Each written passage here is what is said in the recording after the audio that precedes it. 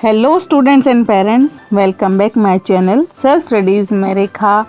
आज आपको पढ़ाने जा रही हूँ 8th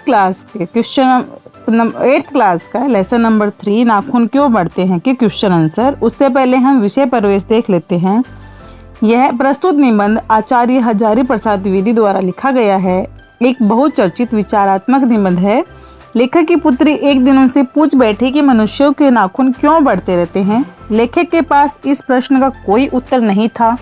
वे सोचने के लिए विवश हो गए। अंततः उन्होंने निष्कर्ष निकाला कि आदि मानव को अपनी रक्षा के लिए बड़े बड़े नाखूनों की आवश्यकता होती थी, क्योंकि वह जंगलों में तब रहता था। अर्थात नाखून पशुता और बुराई का प्रतीक है। आज मानव सभ्यता ने बहुत विकास किया है, अब हम नाखून काटते रहते हैं। उसी प्रकार हमें बुरी आदतों और बुरे भावों को भी त्याग कर देना चाहिए। बढ़ते हैं प्रश्नोत्तर की तरफ। निम्नलिखित परिच्छेद पढ़कर सूचनाओं के अनुसार कृत्य कीजिए। मेरी छोटी लड़की मरना नहीं जानती।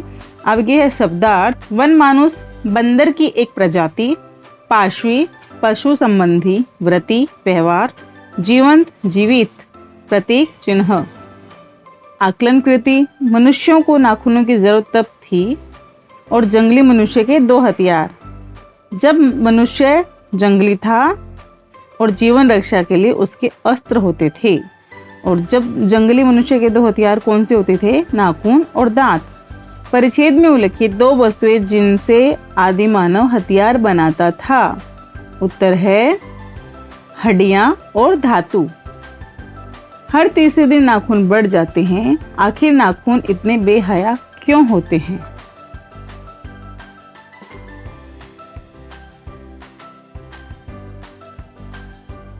सही विकल्प चुनकर वाक्य फिर से लिखिए। हर चौथे, तीसरे और दूसरे, तो इसका उत्तर आएगा हर तीसरे दिन। आखिर नाखून इतनी तेजी से क्यों बढ़ते हैं? आखिर नाखून इतने बेहया क्यों हुए? उत्तर है आखिर नाखून इतने बेहया क्यों हैं? निम्नलिखित शब्दों के पर्यायवाची शब्द लिखिए। पशुता, हड्डियों, वर्ष, जरूरी।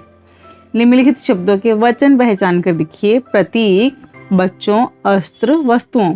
तो पहले यहाँ पर है पशुता जानवरपन, हड्डियों अस्थियों, वर्ष साल, जरूरी आवश्यक। एक वचन का है। प्रतीक एक वचन, बच्चों बहुवचन, अस्त्र एक वचन, वस्तुओं बहुवचन। स्वमत अभिव्यक्ति। आदिमानव का रहन सहन विषय पर अपने विचार लिखिए। आदिमानव जंगलों में रहता था। वे भोजन और आश्रय की तलाश में झुंड बनाकर एक स्थान से दूसरे स्थान पर घूमते रहते थे। उन दिनों का जीवन सचमुच बहुत कठिन था। लोग पेड़ों के फल फूल या जंगली पौधों पर ही जीवन निर्वाह करते थे। यदि कोई जानवर मिल जाता तो वे उसका शिकार कर लेते थे। ये लोग शाक भाजी अनाज उगाना नहीं जानते थे। जब एक स्थान पर मिलने वाली सभी वस्तुओं को खाकर समाप्त कर देते थे तो उन्हें भोजन की तलाश में किसी अन्य स्थान पर जाना पड़ता था। यदि कहीं गुफाएं होती तो मनुष्य उन्हीं में रहने लगते, अन्यथा बड़े पेड़ों की पत्तियों वाली शाखाओं के बीच अपने शरण स्थान बना लेते थे। आदिमानव को दो चीज़ों का भय रहता था, मौसम और जंगली जानवर। इसलिए उन्होंने गुफाओं या पेड़ों की शाखाओं में छिपकर अपनी रक्षा करनी पड़ती थी। निम्नलिखित परिच्छेद पढ़कर सूचनाओं की कृत्या पूर्ण कीजिए। उससे पहले है कि हमें यहाँ पर इसके उत्तर देने हैं। मेरा मन पूछता है, गलत मानता है। तो सबसे पहले है निर्बोध। शब्दार्थ है ये निर्बोध, अबोध बोली, अवशेष बचा हुआ, स्वराज अपना राज, स्वभावतः स्वभाव से, विचारशील जिसमें विचार करने की शक्ति हो, परंपरा एक के बाद दूसरा, महिमाई गौरवपूर्ण, संस्कार स्वभाव, उज्ज्वल विमल, भिन्न अलग, संयम नियंत्रण, संवेदना सहानुभूति, श्रद्धा विश्वास, टंटा लड़ाई, अविवेकी मूर्ख, असत्याचरण झूठा व्यवहार। प्रवाह तालिका पूर्ण कीजिए। मनुष्य में पशुताओं से भिन्न दर्शाने वाली बातें। तो यहाँ इसका उत्तर दिया गया है कि मनुष्य में संयम है, दूसरे के प्रति सुख दुख के प्रति संवेदना है, श्रद्धा है और तप और त्याग है। मनुष्य ऐसा है, वह झगड़े टंटे को अपना आदर्श नहीं मानता, गुस्से में आकर चढ़ दौड़ने वाली अविवेकी को बुरा समझता है, मन वचन एवं शरीर से किए गए असत्य आचरण को गलत मानता है। कृतिपूर्ण कीजिए आकलन कृति। कथानुसार वाक्य, निम्नलिखित कथनों को क्रमानुसार फिर से लिखिए। नाखून हमारी पशुता के अवशेष हैं। मनुष्य पशु से किस बात से भिन्न है? मनुष्य किस ओर बढ़ रहा है? ये अस्त्र शस्त्र क्यों बढ़ रहे हैं? तो इसका पहला आएगा कि मनुष्य किस ओर बढ़ रहा है। नंबर 2 पे है नाखून हमारी पशुता के अवशेष हैं। नंबर 3 पे आएगा ये अस्त्र शस्त्र क्यों बढ़ रही है। और नंबर 4 पर मनुष्य पशु से किस बात से भिन्न है। शब्द संपदा, निम्नलिखित शब्दों के विलोम शब्द लिखिए। निर्बोध, पशुता, अर्थ और सुख। निर्बोध सुबोध, पशुता मनुष्यता, अर्थ अनर्थ, सुख दुख। परिच्छेद में प्रयुक्त शब्द युग्म लिखिए। अस्त्र शस्त्र, सुख दुख दुख, झगड़ा टंटा, चढ़ दौड़ना। हमारी परंपरा रहस्य महिमामयी है। विषय विचार पर अपने विचार लिखिए। हमारी परंपरा महिमामयी है। परंपरा अर्थात संस्कृति। भारतीय संस्कृति विश्व की सर्वाधिक प्राचीन एवं समृद्ध संस्कृति है। यहाँ लोग अपनी परंपराओं का अनुसरण करते हैं। संस्कृति दूसरों को व्यवहार करने, नैतिक मूल्यों के प्रति हमारी समझ का न्याय सिद्धांत और मान्यताओं को मानने का तरीका है। पुरानी पीढ़ी के लोग अपनी संस्कृति और मान्यताओं को नई पीढ़ी को सौंपते हैं। अन्य देशों की संस्कृतियों को तो समय की धारा के साथ नष्ट होती है, किंतु हमारी संस्कृति आदिकाल से ही अपनी परंपराओं के साथ अजर अमर रही है। भारत में नदियों, वृक्षों, सूर्य तथा अन्य प्राकृतिक देवी देवताओं की पूजा अर्चना का क्रम शताब्दियों से चलता आ रहा है। भारत भूमि पर बुद्ध, महावीर, शंकराचार्य, कबीर, गुरु नानक, चैतन्य महापुरुष, स्वामी दयानंद, स्वामी विवेकानंद आदि महापुरुष जन्मे। भारतीय संस्कृति में आश्रम व्यवस्था के साथ धर्म, अर्थ, काम और मोक्ष जैसे 4 पुरुषार्थों का विशेष स्थान रहा है। निम्नलिखित परिच्छेद पढ़कर सूचना के अनुसार कृतियां कीजिए। ये आगे का पेज का है। शब्दार्थ इसमें आएंगे। लुप्त, गायब, मरणास्त्र, घातक हथियार, घृणा, नफरत और द्योतक, प्रतीक, मनोभाव। परिच्छेद में प्रयुक्त उपसर्ग शब्द ढूंढकर मूल शब्द और उपसर्ग अलग कीजिए। मैत्री, ये हमें आगे यहाँ जाना रहेगा। इसका पेज नंबर इधर है।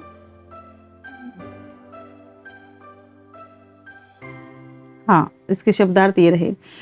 विचार, महिमा, गौरव, चरितार्थ, सार्थकता, मैत्री, मित्रता, मंगल, कल्याण, निशेष, सब कुछ समाप्त हो जाने वाला, स्वनिर्धारित, स्वयं निश्चित किया हुआ, आत्मबंधन, स्वयं पर बंधन। उत्तर लिखिए। मनुष्य के चरितार्थ इन 2 बातों में है। मनुष्य का यह सर्वधर्म है। नाखून बढ़ना और उसे नहीं बढ़ देना इसकी निशानी है।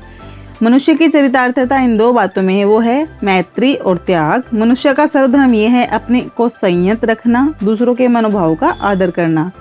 नाखून बढ़ना और उसे नहीं बढ़ने देना इसकी निशानी है मनुष्य के भीतर की पशुता की, मनुष्य की अपनी इच्छा और अपने आदर्श की।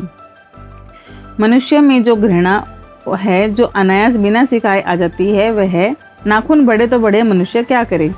मनुष्य में जो घृणा है वो अनायास बिना सिखाए आ जाती है, वह पशुत्व का द्योतक है। नाखून बढ़ते हैं तो बढ़े, मनुष्य उन्हें बढ़ने नहीं देगा। निम्नलिखित शब्दों का अर्थ लिखिए। मैत्री, लुप्त, द्योतक, चरितार्थता। मैत्री का मित्रता, लुप्त का गायब, द्योतक प्रतीक, चरितार्थता सार्थकता। यहाँ पे उपसर्ग लगा के वह करना है। अनावश्यक, अन प्लस आवश्यक, अनावश्यक। आत्मबंधन, आत्म प्लस बंधन, आत्मबंधन। सद्गुणों और दुर्गुणों में अंतर लिखिए। एक मनुष्य सही मायने में तभी मनुष्य कहलाने का अधिकारी होता है जब उसका अंदर मनुष्यता हो। मनुष्यता तभी आती है जब व्यक्ति सद्गुणों का ग्रहण करता है। एक सद्गुणी अपना तो भला करता ही है, परिवार और समाज का भी भला करता है।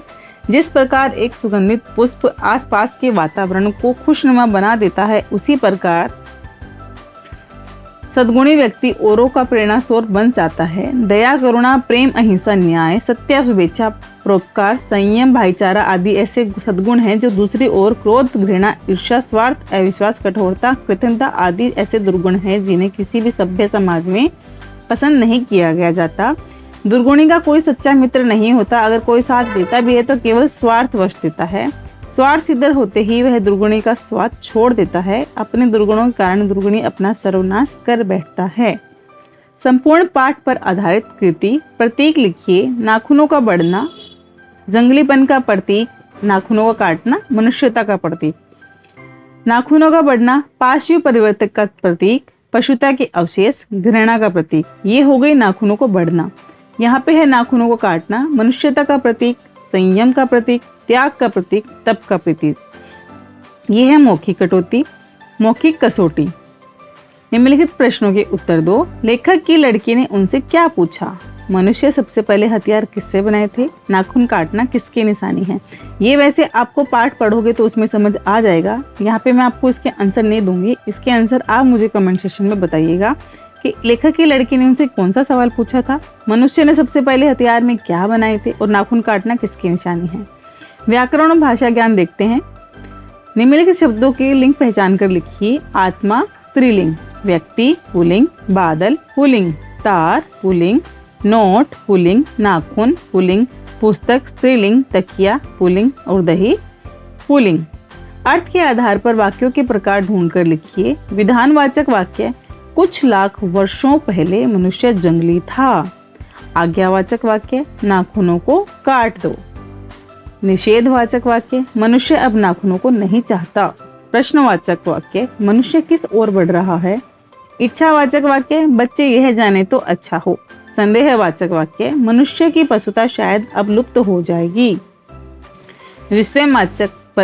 विस्मयवाचक वाक्य, मनुष्य पशु से किस बात से भिन्न है। उपयोजक सेल्फ स्टडीज को लाइक करें, शेयर करें, सब्सक्राइब करें। Thank you so much.